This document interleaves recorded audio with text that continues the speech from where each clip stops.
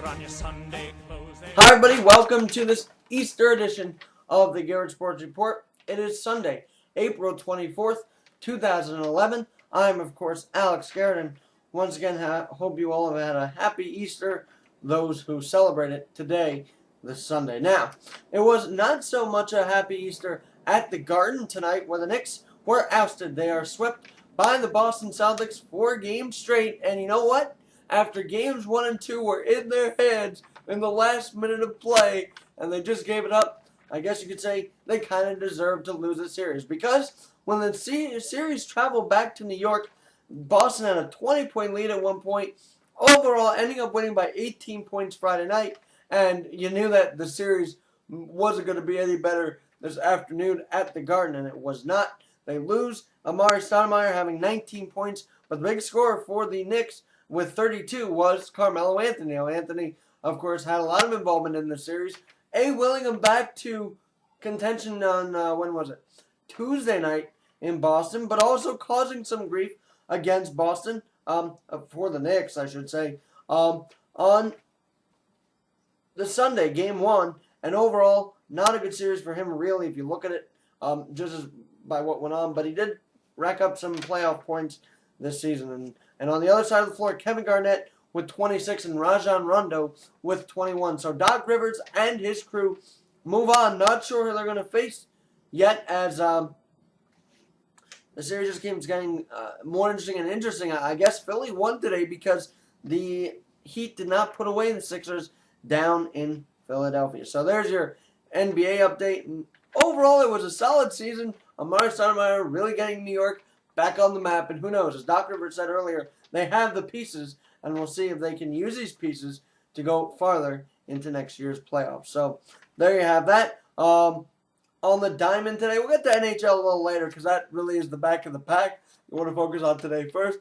And today on the diamond, the Yankees go on the AL East road trip and go 3-1, 1-1 versus the Jays in a 2-game set. That was a scheduled 2-game set. Now the one against the Orioles, the 2 against the Orioles, those were abbreviated because, once again, another rainout against Baltimore.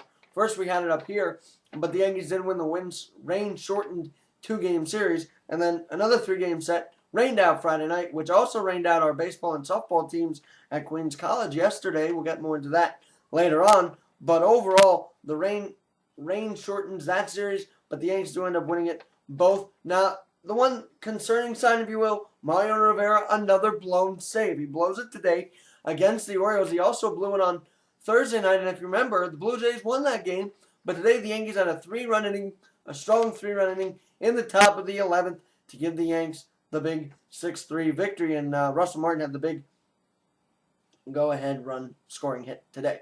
Now, yesterday, it was a 5-home-run day for the Yankees, and Alex Rodriguez inching himself closer to history with one behind tying Lou Gehrig for 23 all-time grand slams. He could do it this weekend at the stadium where the Yankees will host the White Sox starting tomorrow night. Now, CC Sabathia, also noteworthy on the trip, getting his first W last night and a 15-3 win against the Orioles. That was game 1. Game 2, they win today. And basically, Rafael Soriano was available, so Buddy Carlisle gets his first ever save in his career. So congratulations to him. He helps the Yanks out big time today as they remain atop the AL East. Now, moving on to the Mets, who also had a pretty good weekend. They sweep the Arizona Diamondbacks, and they go 4-2 on the homestand, although the first 2 games, you didn't know what was going to happen the rest of the way because they looked awful against the Houston Astros, but they end up blowing out the Astros in Game 3 and then just, I guess, carrying the momentum through this weekend. And today, David Wright with 2 home runs, and John Neese gets his first win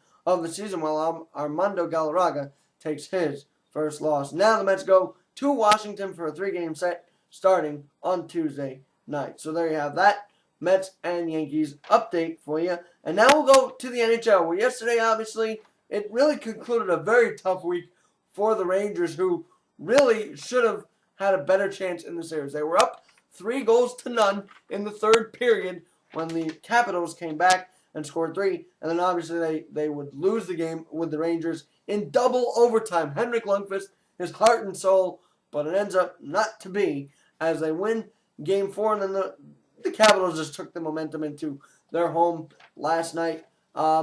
winning that one 3-1. It was actually within the waning seconds of the game did the Rangers get their first goal of yesterday's game. So tough loss for both the Knicks and the Rangers. Both are ousted in the first round, and I guess I'll have to say we'll see you next year. But at least the Garden did see some playoff action, and they actually did see a win. The Rangers did win the first game at home after coming back 0-2 in that series. Now, if you want to talk about a little more of the NHL, the defending champion Chicago Blackhawks tried to stave off elimination today versus the first-seeded Vancouver Canucks. I believe they host them in Chicago, so it'll be a very big matchup.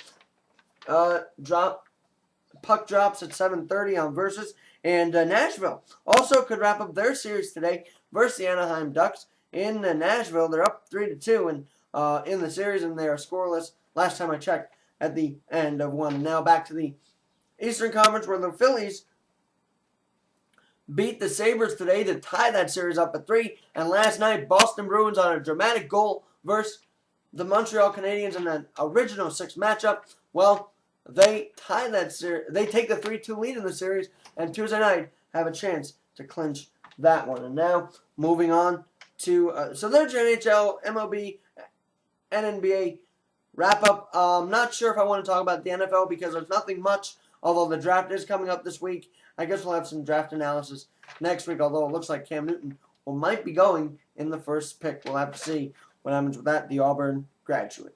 Now to Queens College sports, where this past Friday, the Queens College women's tennis team earns a big win versus rival 22nd ranked Concordia College at home. They beat them at home 5-4, so congratulations to them. And they're really gaining steam going into the NCAA divisional playoffs, which are in a few weeks. And obviously, they play one more game at NJIT, New Jersey Institute of Technology, next Sunday, I believe it is. So there you have that. Women's lacrosse earning the first ECC win at Stack yesterday. They now back to 500 overall, 1-4 in the conference with 3 more games to go. So they could actually even out the conference record. They play Bridgeport this Tuesday at Bridgeport Tuesday night at 6 p.m. Now, some of you may be wondering, well, why didn't you talk about baseball and softball first? You always talk about those 2 sports first. Well, actually, not much to talk about. Rain out yesterday, Stack against Queens College softball. That series has been moved to Wednesday afternoon. And then baseball will most likely not make up a Bloomfield rain out against Bloomfield, which would have happened yesterday at Ray Metzke Field, but that didn't happen. So baseball will actually have a chance to rest their arms and actually look for their first series win of the series, first ECC series win of the season, as they take on Mercy College tomorrow at 3:30 at Dobbs Ferry, New York. So could be a chance for them to wrap up that series victory. Right now, the series is tied at 2, and it's been an elongated series, let me tell you. They could have played last week, they didn't, so now they have to play tomorrow up at Dobbs Ferry. Now, softball we'll be playing tomorrow. It's senior day. So if you are at Queens College, I know break's still on, but if you're still around, if you're an athlete or whatever, come by and watch tonight's senior day as NEB Awareness Day. That's right. As we honor Robbie Twyvel, who will be in attendance along with his dad, Rob, who is, as you know, events coordinator and head of the fitness center. So both of them will be out there cheering on the Knights, and it's a big matchup for the Knights.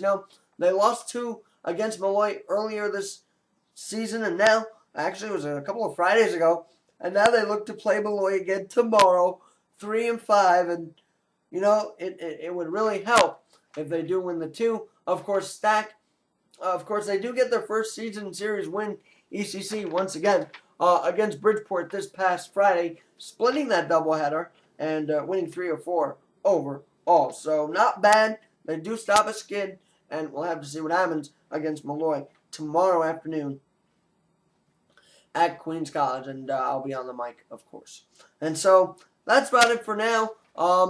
Word just broke that John Tortorella is signing a 3-year extension with the Rangers. So if you agree with that move, if you disagree with that move, comment on this post. But other than that, comment on anything else you've heard tonight on the Garrett Sports Report. At any rate, I am Alex Garrett saying, hope you guys continue to enjoy spring break, and we'll see you back here next weekend here on Facebook and YouTube.